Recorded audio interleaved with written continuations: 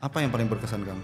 Masa-masa kecil itu buat Kang Fat. Ketika kecil tuh diajarin sama ayah saya, boleh susah, boleh dalam tanda kutip mungkin nggak seperti yang kamu lihat ada di orang lain, tapi yang nggak boleh adalah merasa susah, yang nggak boleh adalah merasa nggak punya. Ya hidup ini nggak ada gagalnya. Jadi tergantung bagaimana bagaimana cara kita melihat dan dalam tanda kutip menarasikannya juga gitu. Jadi kalau anak bupati, bayangin dia dari SD di meja makan ngomongin soal how to run sebuah kabupaten gitu. Kalau anak wali kota dari dia TK di meja makan ngomongin gimana caranya menata kota. Jadi kalau dia terinspirasi untuk mau jadi wali kota, selain isu bahwa itu bisa politik dinasti, yaitu konsekuensi logis dari sesuatu yang dia cerna selama bertahun-tahun juga. Nah masalahnya adalah apa kabar dengan orang yang tidak punya akses terhadap pengetahuan dan kesadaran itu. Jadinya takut kan, jadinya tidak berani, takut, merasa tidak punya kapasitas. Jadi anak-anak muda yang hari ini maju kemarin dan bahkan terpilih, ini ada Kang Fat dulu yang sudah memulainya. Iya.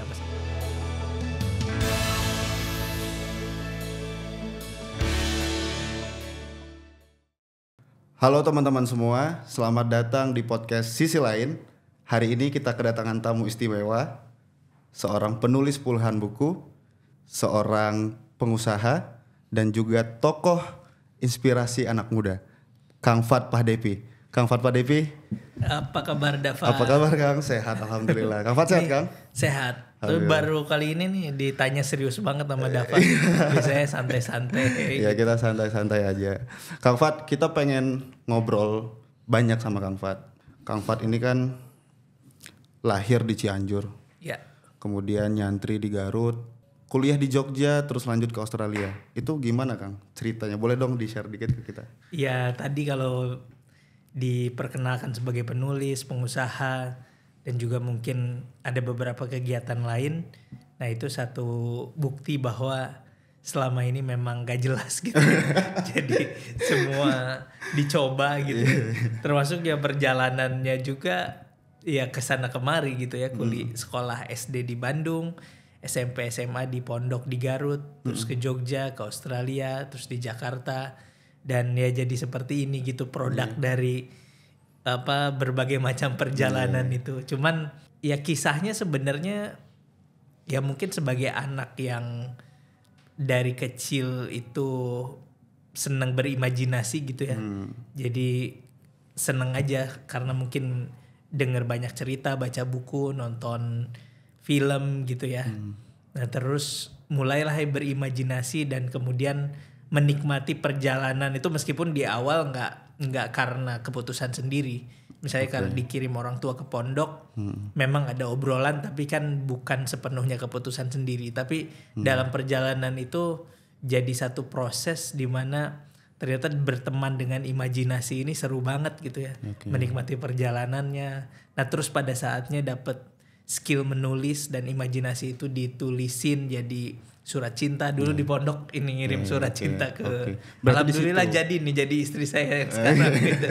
Jadi, berarti dari situ awalnya Kang Fat mulai suka nulis? Iya dari situ dari suka baca terus kemudian dari hasil bacaan itu dijadiin tulisan dan terus ya pada saatnya karena serangkaian peristiwa yang datang gitu ya, ketemu kakak kelas yang ternyata editor penerbit, terus diajarin bikin buku, jadi penulis, terus setelah bisa nulis jadi belajar bersentuhan dengan anak-anak desain karena buku kan covernya harus didesain, terus aja berjalan sebetulnya mengalir dan pada saatnya saya pernah jadi PNS juga, jadi gitu peneliti, jadi habis lulus kuliah jadi peneliti di LIPI.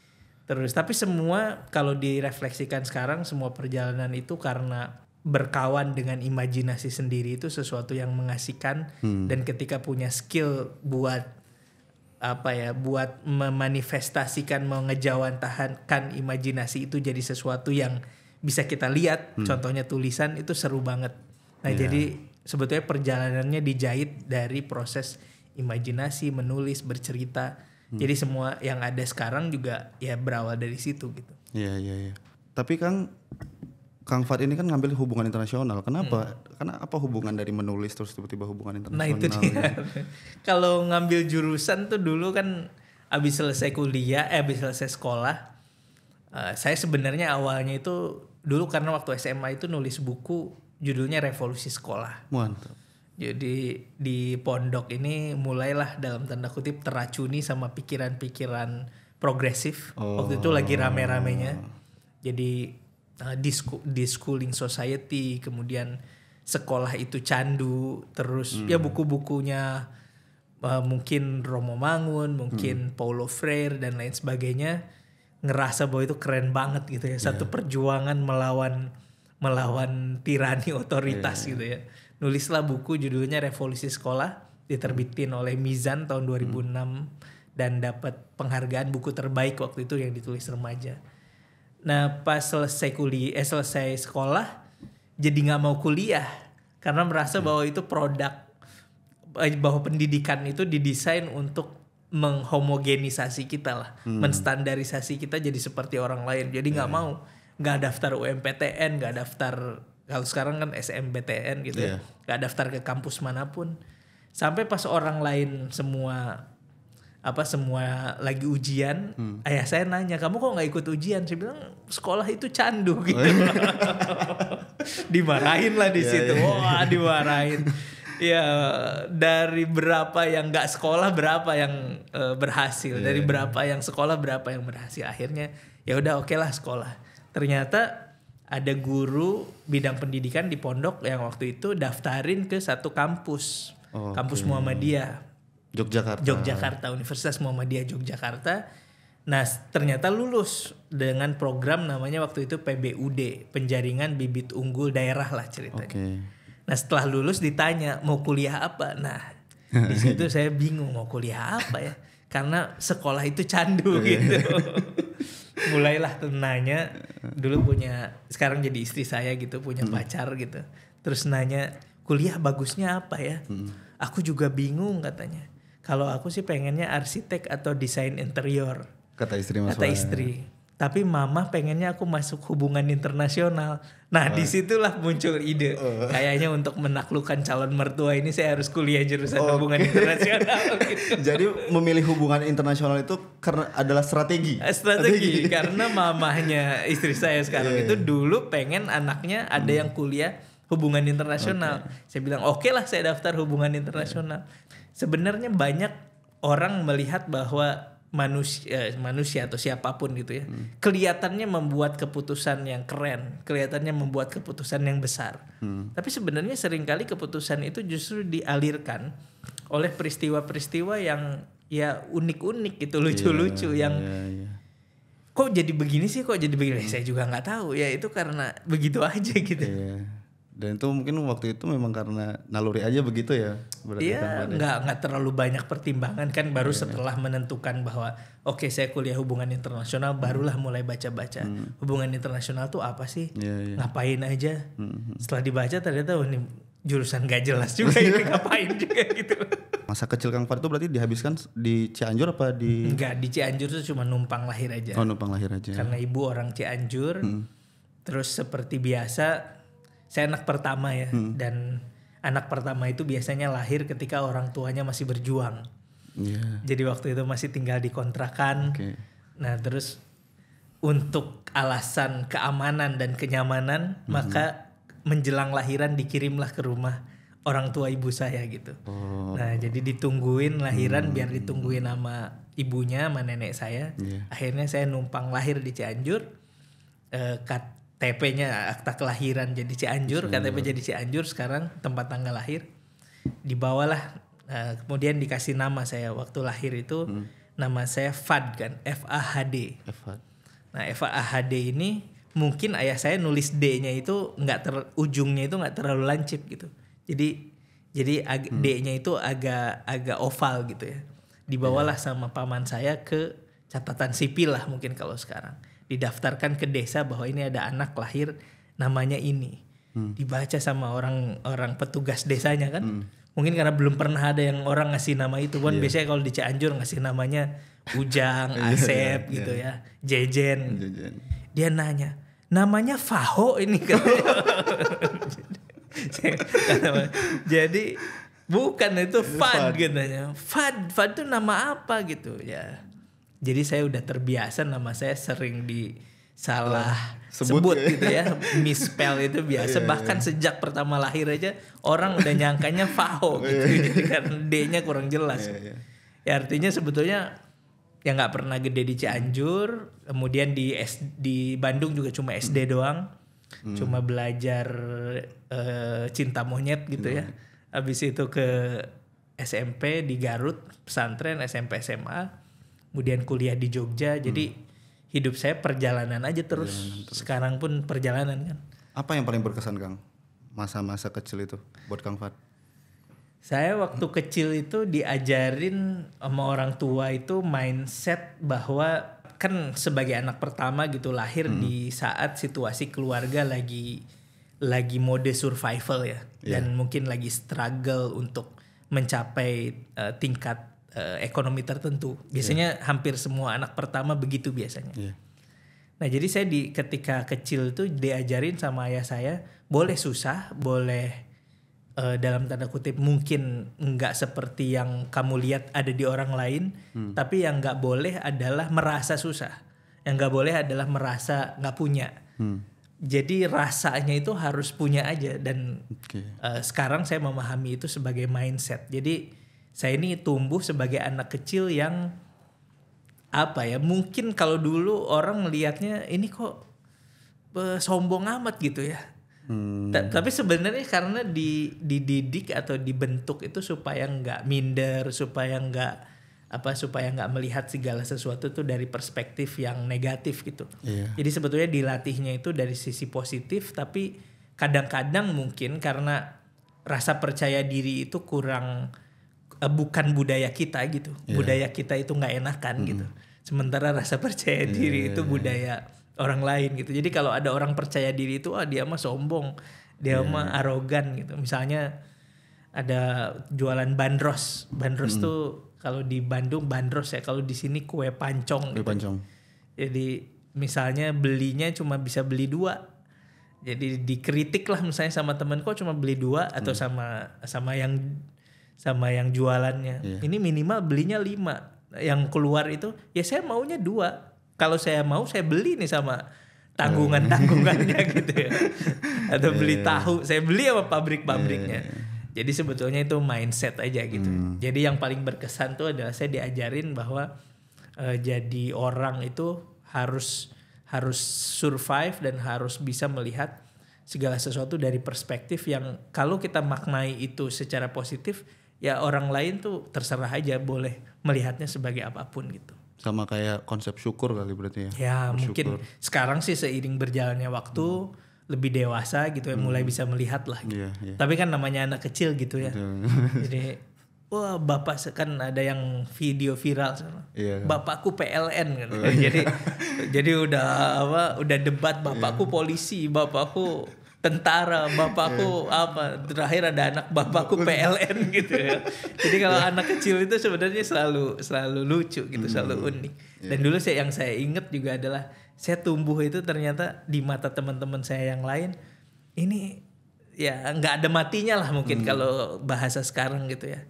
Karena ya itu saya diajarin untuk ya udah cari aja sisi positifnya, cari aja perspektif yang benar, yang positifnya. Sehingga kita tidak mengasihani diri sendiri, kita tidak merasa bahwa kita ini kurang beruntung dan orang lain beruntung. Jadi saya tumbuh dengan mentalitas itu, sehingga itu juga dibalik kenapa sekarang tuh dalam tanda kutip saya punya banyak dimensi gitu ya. Jadi penulis, jadi pengusaha, jadi macam-macam gitu ya. Mungkin karena saya merasa bahwa ya hidup ini nggak ada gagalnya. Jadi tergantung bagaimana bagaimana cara kita melihat dan dalam tanda kutip menarasikannya juga gitu.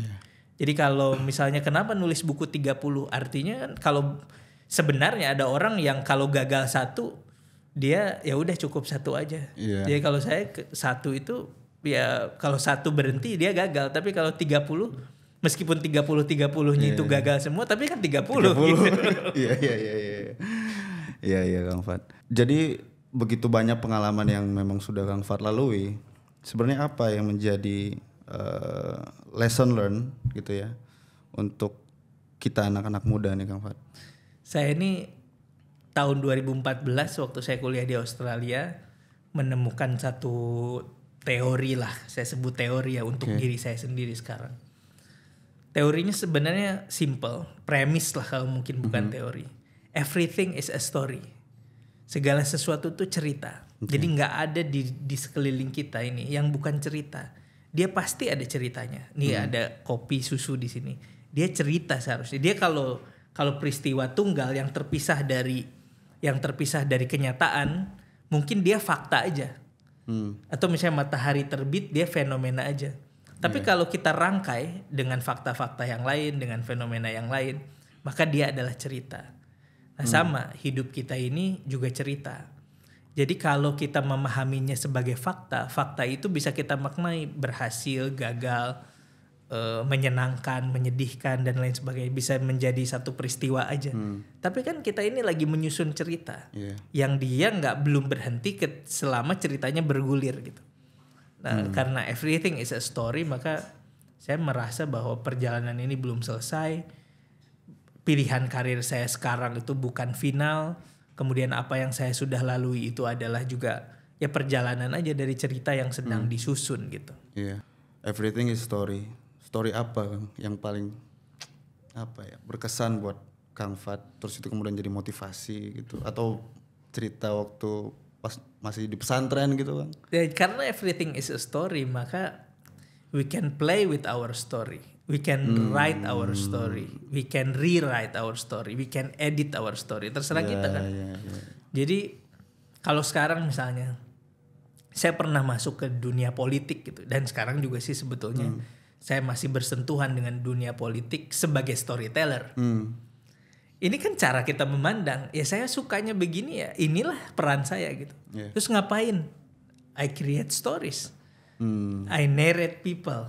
Jadi ya itulah yang sekarang lagi dilakukan.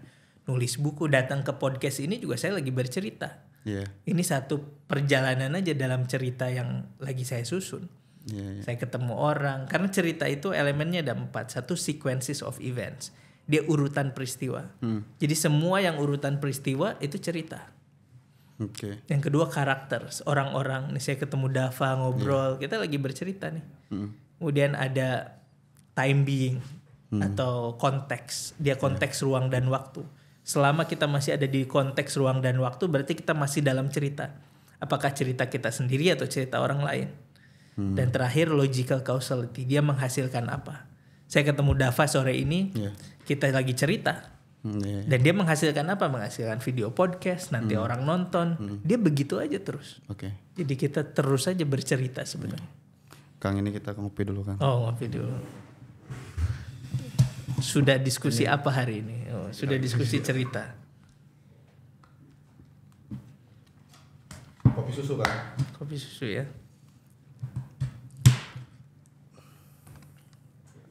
Mantap. Kang, kita lanjut lagi. Kang Fat hari ini kan juga sebagai CEO dari inilah.com. Terus kemudian Kang Fat juga sebagai komisaris di BUMN Telkom Akses. Melihat perkembangan hari ini Kang Fat, soal media komunikasi, teknologi segala macam, dari semua itu kita punya tantangan-tantangan tersendiri.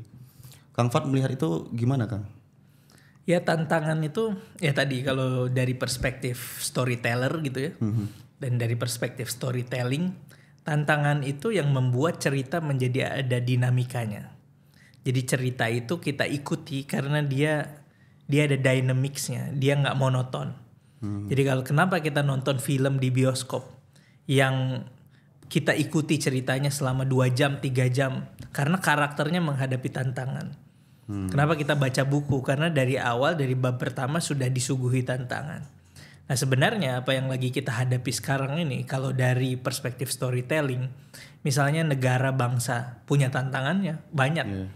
Tantangan tentang manusianya, misalnya kualitas SDM-nya, tantangan tentang infrastruktur apa yang dibutuhkan untuk mencapai tingkat kemajuan tertentu, misalnya tantangan ekonomi politiknya, tantangan sosial budayanya, semua tantangan. Termasuk tadi dalam teknologi ada tantangannya, ada kompetitor, ada dunia yang terus berubah, ada banyak hal. Nah tapi tantangan itu tergantung bagaimana kita melihatnya. Kalau kita melihatnya sebagai building blocks gitu ya, sebagai sesuatu yang menghalangi, ya kita akan frustasi gitu. Tapi kalau kita melihatnya sebagai dia elevator atau tools untuk menciptakan dinamika, maka kita akan melihat melampaui tantangan itu gitu, dan itulah yang harus dicapai. Nah sekarang tadi misalnya kalau pertanyaannya teknologi, komunikasi, informasi, ya ada tantangan, tapi kita mau mencapai apa? Nah tujuan yang mau dicapai itu yang harus dimiliki oleh semua orang sekarang, sehingga tantangannya menjadi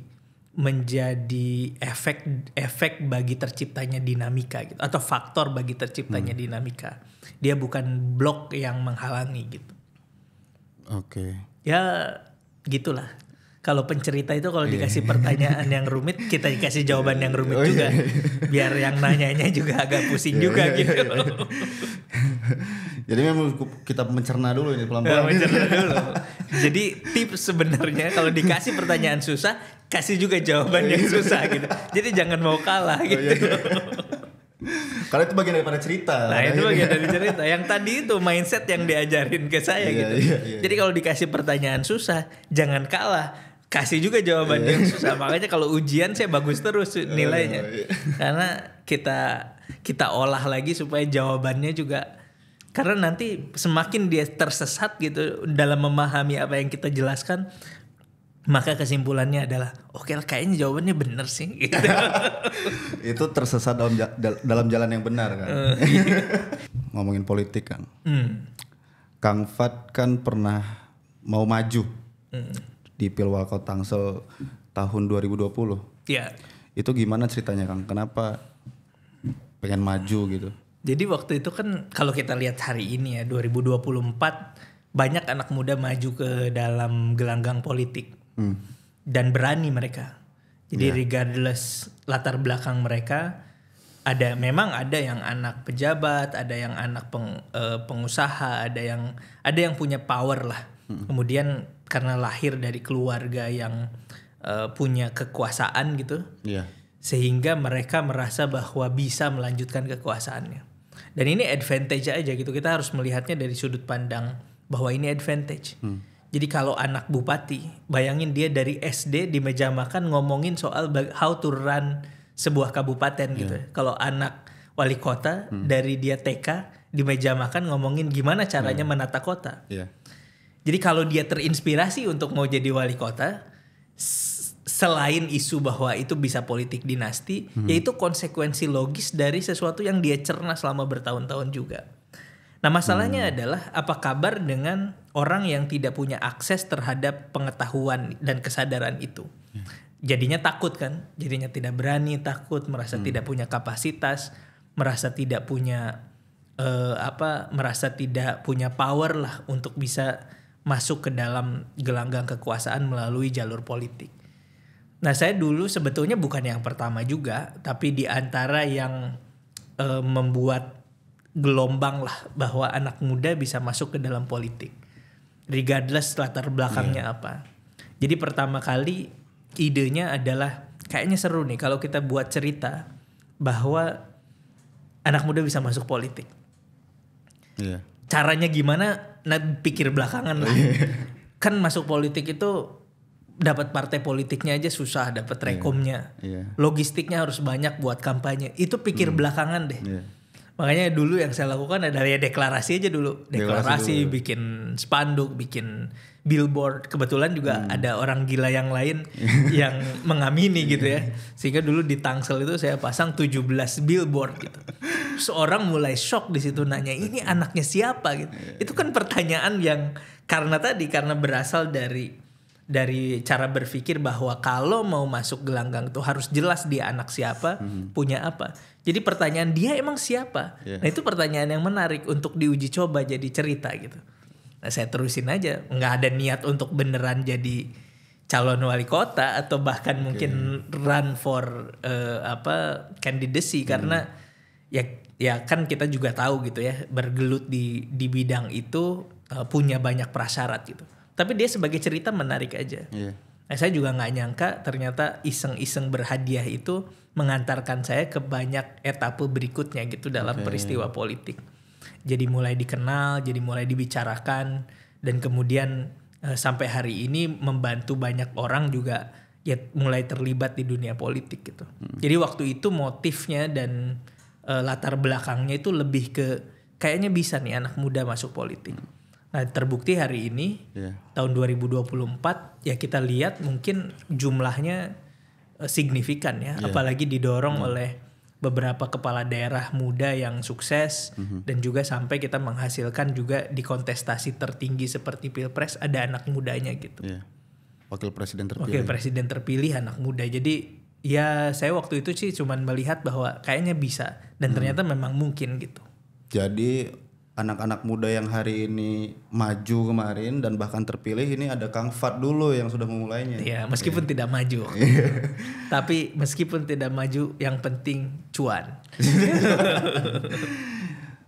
Pengen masuk lagi nggak Kang? Tapi pengen mulai lagi nggak? Iya, saya sadar ya dan mengerti betul bahwa untuk masuk ke dalam peristiwa politik bahkan sampai berkontestasi untuk ikut dalam gelaran seperti pilkada atau mungkin yang lainnya, itu ada banyak syarat yang harus dipenuhi ya.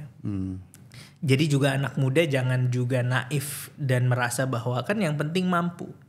Mampu ini kan apakah mampu secara kapasitas intelektual atau mampu bayar atau mampu merayu seseorang supaya dia didukung gitu dan lain sebagainya. Mampu ini banyak dimensinya. Jadi kalau mampunya baru satu hal itu jangan GR dulu gitu, karena memimpin itu tugas yang besar.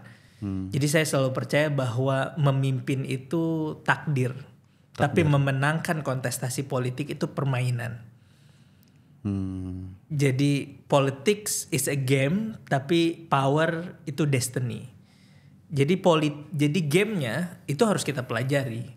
Jadi ada rules of the games-nya, ada orang yang main game itu, ada success story-nya, kita pelajari. Tapi memimpin itu takdir. Nah, saya nggak tahu proses berikutnya apa. Kalau saya ditakdirkan untuk memimpin, I will be there. Tapi to win a political game, ya ada banyak yang harus disiapin. Dan sekarang masih dalam masa persiapan aja gitu. Siap. Kang Fat terakhir, Kang Fat. Melihat Indonesia hari ini, apa yang harus anak-anak muda itu lakukan ke depannya untuk menjemput Indonesia Emas 2045 yang kita cita-citakan ini, Kang Fat? Indonesia Emas itu kan tujuannya. Jadi tadi balik lagi ke perspektif cerita. Kita ini boleh, misalnya kalau kita sedang bercerita, itu kan kita punya rencana. Atau kita punya tujuan lah. Misalnya kalau penulis skrip komedi, dia ingin penontonnya tertawa. Kalau penulis skrip drama dan dia menentukan bahwa ini sad ending, dia pengen pembacanya menangis. Kalau dia pengen happy ending, dia pengen pembacanya merasa bahagia dan lega. Kalau dia penulis cerita action, maka dia pengen pembacanya tegang, intens gitu. Kalau misalnya dia penulis cerita horor, dia pengen pembacanya ketakutan. Nah, Indonesia Emas itu adalah narasi kalau saya memahaminya. Dia narasi yang sedang kita tulis. Tapi endingnya sudah kita tentukan. Kita pengen Indonesia Emas 2045. Ya meskipun ada ramalan ya. Nanti secara ekonomi Indonesia akan nomor 3 misalnya. Kemudian pertumbuhan kelas menengahnya karena tumbuhnya bagus, ekonominya stabil, dia akan sampai kepada menjadi kekuatan ekonomi politik tertentu. Tapi at the end of the day dia kan adalah tujuan yang sedang berusaha kita capai. Dia narasi yang sedang kita tulis.